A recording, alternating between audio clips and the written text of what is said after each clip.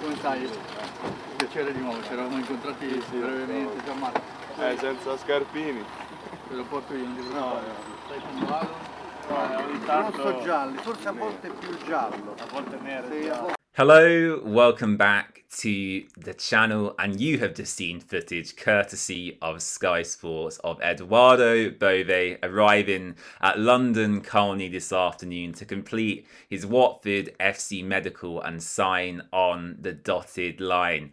Look, I've made it clear this is a signing I'm really excited about. He is a player who would usually have been unattainable to a club like Watford in the second division of English football, but because of the circumstances around him and what happened to the player just over a year ago, him having a cardiac arrest at Fiorentina, of course, it has led to a really big opportunity in the market for us. Now, there's lots of ways we can judge the success of this signing. I think ultimately, if the season ends in Premier League promotion with Edoardo Bove as a key part of our midfield, that would be the ideal scenario. But from the player's perspective and from the human perspective, I think he just wants to get back playing football at a pretty decent level, back out on the grass in front of a crowd, feeling kind of that adrenaline pumping through his veins. And that is the aim for Edoardo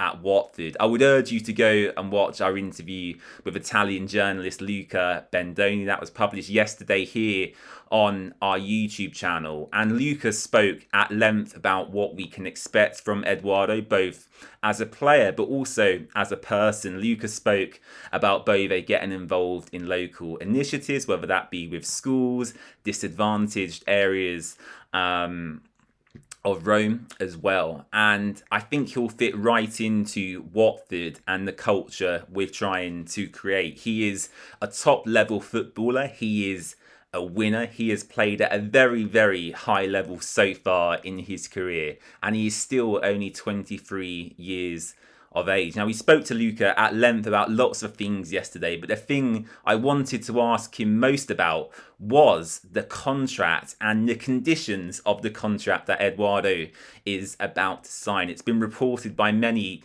in the media that he's set to join on a 6-month deal initially, but with the option of a multi-year extension. Now, Luca said Watford and the player, if they wish to, can continue this for many years to come. He's able to extend his deal at Watford until 2030 or 2031. Now, it's not yet clear if that is based on promotion to the Premier League and whether that can be triggered on the club side or the player side. But it seems like it's something that can be and is willing to be discussed at the end of the season. And we also know we're set to lose a few of our key assets as well. Imran Louza is, of course, a definite to go in the summer. I can say that without a shadow of a doubt, really. I think all Watford fans know that is going to happen. So enjoy Louza while we have him. Georgie Shafatatse is probably in that same boat as well. Kwadwo Bar and Rocco Vata may seek new challenges too. Matty Pollock as well. I wouldn't be surprised if he wanted to move on to bigger and better things in the summer if Watford fail to achieve our goals this season. So I think Edoardo certainly gives the current group a real lift. It's a statement of intent to the rest of the division.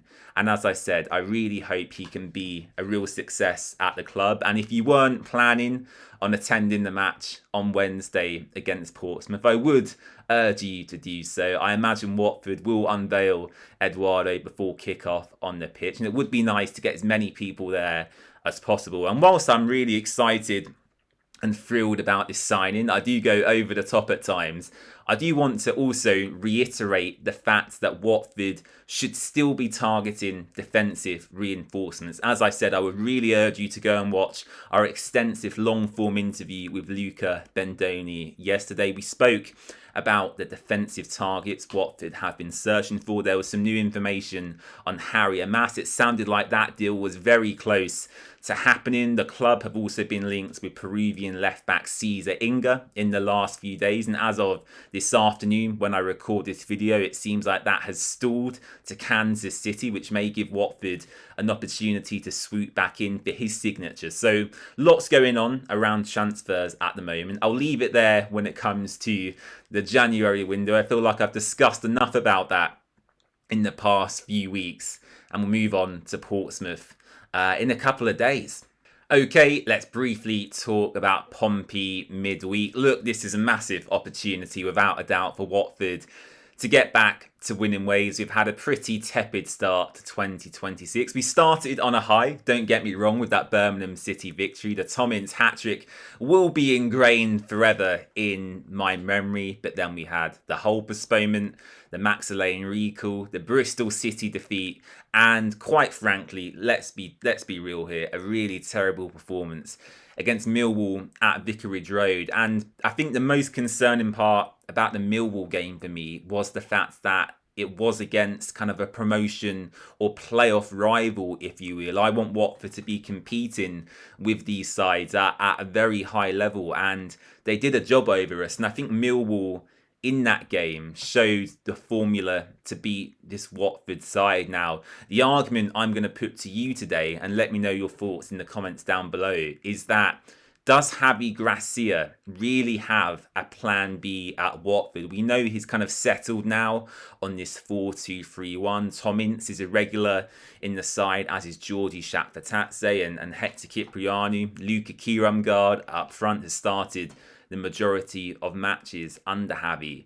But does he need to, at times, adapt a bit quicker to certain scenarios in matches? I did feel substitutions and tactical changes come way too late in that Millwall game. And by the time they scored their second goal, you know, let's be honest here, we were never going to get back into this one. So in terms of the team I would like to see against Pompey, I want to be a bit more adventurous and front-footed than we've seen in recent weeks. So from back to front, I would start with Egil Selvik in goal, Ngakia right back, Pollock right centre-back, Abankwah left centre-back, and then Bola at left-back, whilst the defence, of course, made some very culpable errors in that Millwall game, and some of them players looked poor in the cup against Bristol.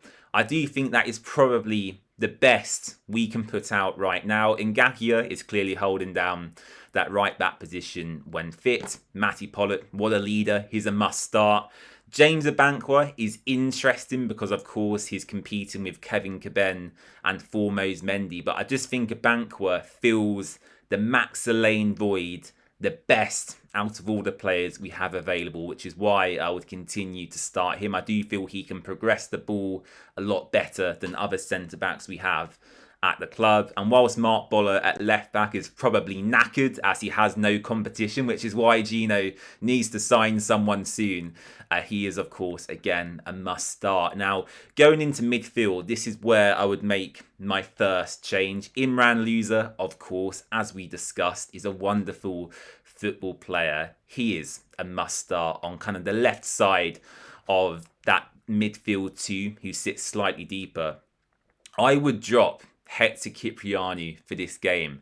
I'm really happy with Hector, and I like the fact we went into League One to sign a real talented player. However, I do feel in the past 3 to 4 weeks, he has struggled to find his level. I do feel he takes too long on the ball sometimes to release it. His pass accuracy as well across field isn't particularly great.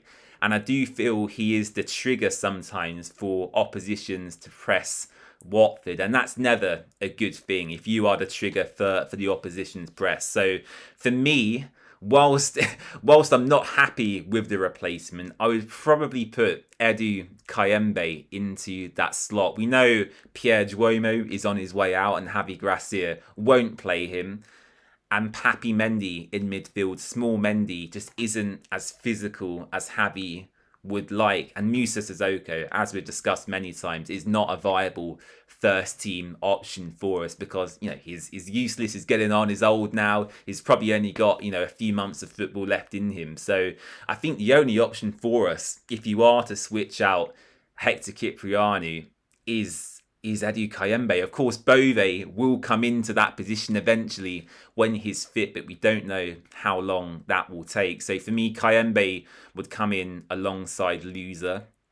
I think Tom Ince, for the time being, could do with a game or two out of the team. And I would swap him actually for Nestory Irankunda. I think Irankunda has been electric coming off the bench and definitely deserves a start. Geordie Shafatatse, of course, should start in that 10. I've got no questions about that. And I'm happy to continue actually with Othman Mama over on the left-hand side, although I would be interested to see Kwadwo Bar start a game sooner rather than later as well. And looking up front, whilst Luca has scored quite a lot of goals for us this season, he is our top scorer at the club, I think Doumbia definitely deserves a run out. His last appearance for us, I believe, was Wrexham away, and he didn't play a minute at the African Cup of Nations. And when it comes to holding up the ball and releasing our wide players, I do think out of all three strikers in Semedo and Luca,